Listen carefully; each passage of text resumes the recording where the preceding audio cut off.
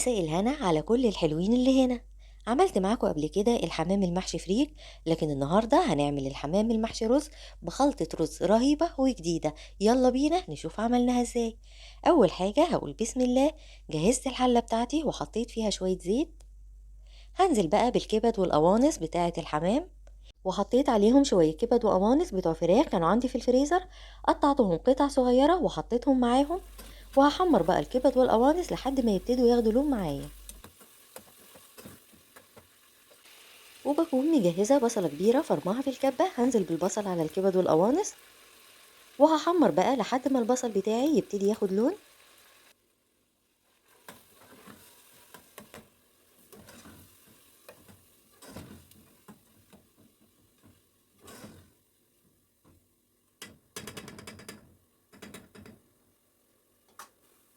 وهحط عليهم 3 4 حبايات كوبيبة صيني وورق لورا وعود قرفة، وافضل اقلب في الخلطة بتاعتي لحد ما البصل يدبل معايا خالص ويبتدي ياخد لون خفيف.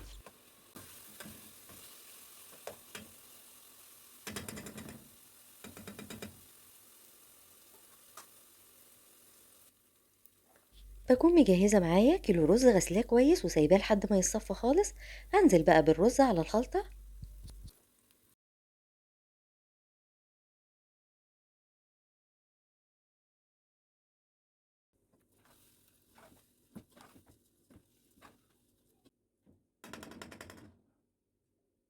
وبعد كده نبهر الرز بتاعنا. هحط معلقة صغيرة فلفل اسود، ومعلقة صغيرة من الكمون، ومعلقة صغيرة من الحبهان المطحون، وكمان معايا نص معلقة من البابريكا، وكمان معايا معلقة من الكزبرة الناشفة، ومعلقة من السبع بهارات. واخر حاجة بقى هنحطها مكعب مرقة دجاج. وعلشان الرز بتاعي يبقى حلو كده ولونه بني زي اللي بنشتريه من المطاعم، هحط معلقة كبيرة من الصويا صوص، وكمان معلقة كبيرة من دبس الرمان. لكن طبعا لو مش متوفرين عندنا يعني مش مشكلة، بس طبعا لو موجودين هيخلوا اللون بتاعنا بني وأحلى بكتير. ونفلفل بقى الرز بتاعنا زي ما انتوا شايفين كده، نديله تقليبة على نار متوسطة، يعني لحد ما يبتدي يبقى كله لون واحد وياخد بقى اللون اللي انا عايزاه.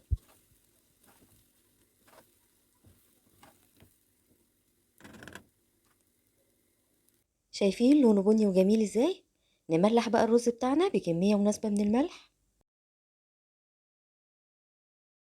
ونكون مجهزين المية السخنة اللي هنسقي بيها الرز. بس احنا مش عايزين نسويه على الاخر، يعني يدوب كده هنديله شوية مية صغيرين، يعني علشان عايزينه يستوي نص تسوية، طبعا لان هو هيكمل تسويته مع الحمام وهو بيتسلق.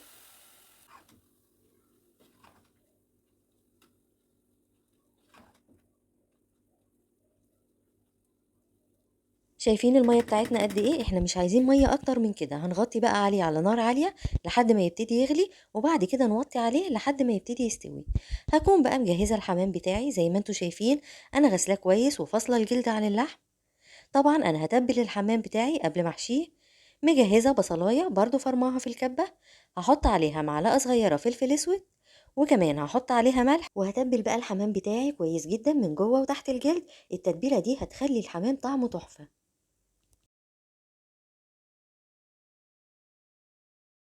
هدعك بقى البصلية بتاعتي كويس بالملح والفلفل قبل ما اتبل بيها الحمام، وهتبل بقى الحمام بنفس الطريقة اللي انتوا هتشوفوها دي.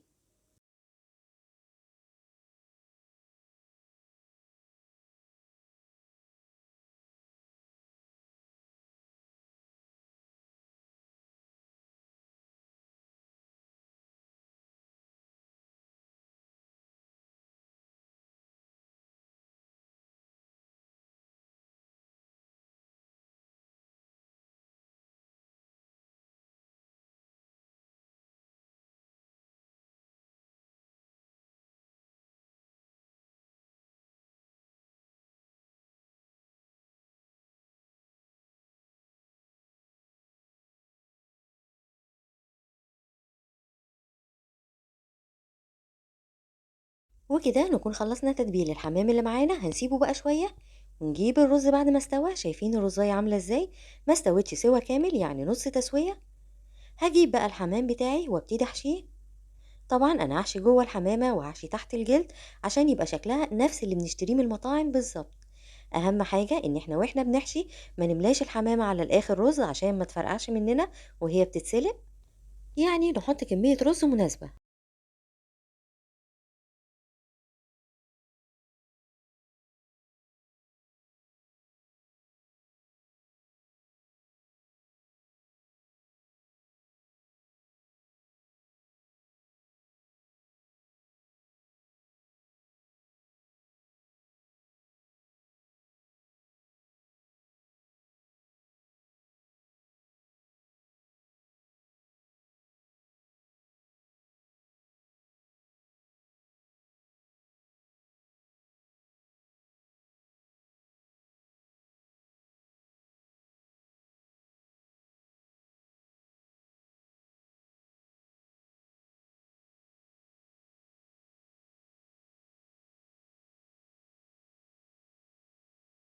وبعد ما حشينا الحمامة بتاعتنا لازم نكتفها كويس من تحت، يعني نحط الرجل بتاعتها كده عكس عكاس عشان ما تطلعش اي رز وهي بتتسلق. وزي ما حشيناها من تحت هنحشيها من فوق من عند الرقبة برضو، وبنفس الطريقة ونعمل حسابنا برضو ان احنا ما نزودش الرز. واهم حاجة ان احنا بنفس زي ما انا بعمل كده ندوس على الحمامة، يعني نفرد الرز جواها ونخلي الحمامة بتاعتنا نظيفة من بره وما فيهاش اي رز. زي ما انتوا شايفين كده الحمامة بتاعتنا بقت زي العسل، ونضفتها من الرز كويس. ويلا بقى اكمل حشو بقية الحمام.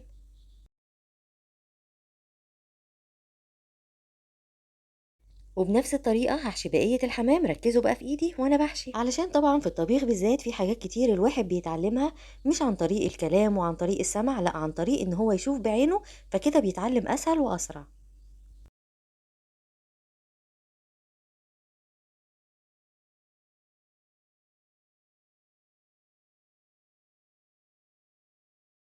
وبعد ما خلصت حشو كل الحمام هجهز بقى المية اللي هسلقه فيها.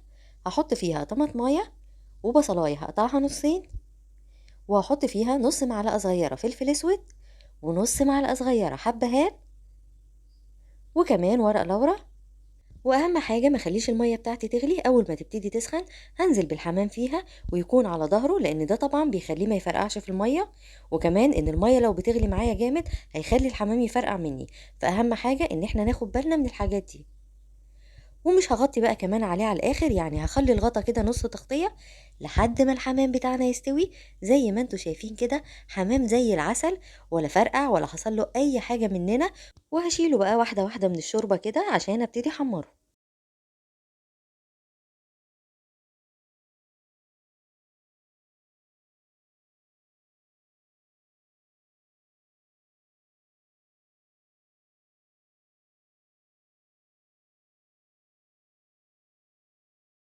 شايفين الشوربة بتاعته صافية وجميلة ازاي؟ دي لازم نعمل بيها ملوخية.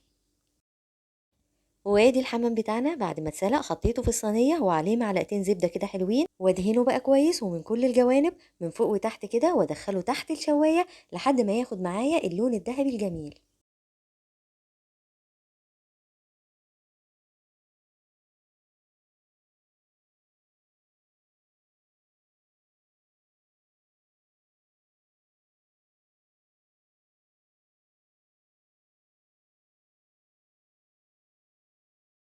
وادي الحمام بتاعنا بعد ما طلعناه من الفرن، يا جماله ويا حلاوته، شايفين لونه حلو ازاي؟ بجد لونه تحفة. اما بقى الرز اللي تحت ده ما اقولكوش على جماله، مفلفل كده وطعمه يجنن. بجد والله لو عملتوه بخلطة الرز دي مش هتندموا أبدا. أما بقى الوحش اللي معانا الملوخية بشوربة الحمام، والله والله طعمها حاجة تاني غير أي ملوخية ممكن تعمليها بأي نوع شوربة. بجد جربوا الملوخية بشوربة الحمام ومش هتندموا أبدا، وعمركم هتبطلوا تعملوها.